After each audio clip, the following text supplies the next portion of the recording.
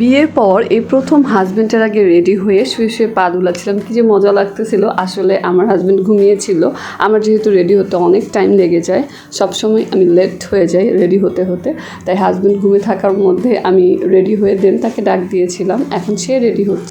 Movie দেখা আমাদের দুজনের একটা প্যাশন বলা চলে। আমরা মুভি দেখতে অনেক বেশি পছন্দ করি। অবশ্যই সেটা রিভিউ এবং হিট হলে তখনই আমরা দেখতে যাই।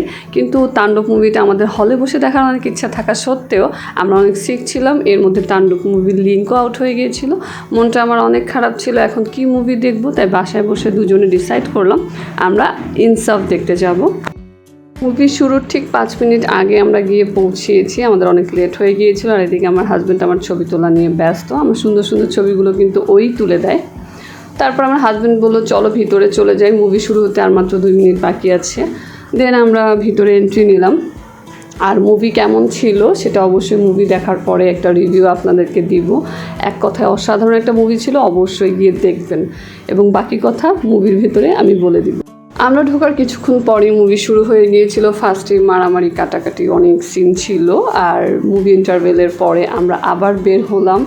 আমি ওয়াশরুমে গিয়েছিলাম, এসে দেখি আমার হাজব্যান্ড পপকর্ন আর 7 আপ নিয়ে দাঁড়িয়ে আছে। হলে মুভি দেখার পরিপূর্ণতা মনে হয় পপকর্ন খেয়েই পাওয়া যায়। আমি বসুন্ধরা যতবার গিয়েছি ভাই, এত পরিমাণ ভিড় থাকে, পপকর্নের লাইনটা অনেক বড় থাকে, মনে হয় যেন মানুষ কখনোই পপকর্ন খায় নাই। তো স্রোতে গা ভাসাতে আমরা বাঙালিরা অনেক পছন্দ করি। বরাবরের মতো আমিও পপকর্ন নিয়ে নিলাম আমরা। দেন ভিতরে আবার ঢুকলাম। এখন আমরা ফাইনাল মুভিটা শেষ করব। আর মুভির ব্যাপারে এবার আমি একটু বলে নিই। মুভিটা আসলে আমার কাছে এক কথায় অনেক ভালো লেগেছিল, তবে ফাইটিং সিনগুলো অতিরিক্ত ছিল, যেটার সাউন্ড আমি আসার পর 2 দিন অনেক অসুস্থ ছিলাম। এত পরিমাণ সাউন্ড ছিল, ফাইটিংয়ের সাউন্ড, প্রচুর ফাইটিং ছিল। আর মুভিটা আমার কাছে ভালো লেগেছে, এটার মূল কারণটা হলো মুভিতে গান ছিল মাত্র 1 মিনিট করে টাইম। আমার এই জিনিসটা খুব ভালো লাগে। আমার সবচেয়ে বেশি বিরক্ত লাগে মুভিতে গানগুলো।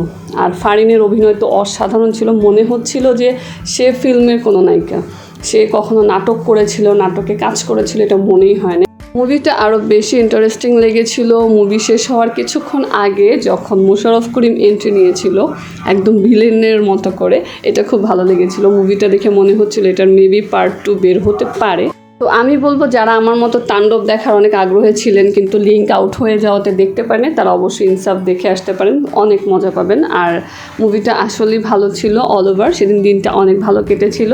আমার কাছে সেদিন একটু ঈদ মনে হচ্ছিল, যেহেতু আমি ঈদে বের হতে পারিনি। আর মুভির এই হিট সংটা তো সবারই চেনা, এটা লাস্টে ছিল এবং ফুল সংটা মানে মানুষ নাচতে এনজয় করতে করতে বের হয়েছিল। এটা শুনে এই জিনিসটা আমার আরও বেশি ভালো লেগেছিলো। মুভিতে 2টা না 3টা গান ছিল 1 মিনিটের, এই গানটা অনেক বড় ছিল এবং লাস্টে ছিল।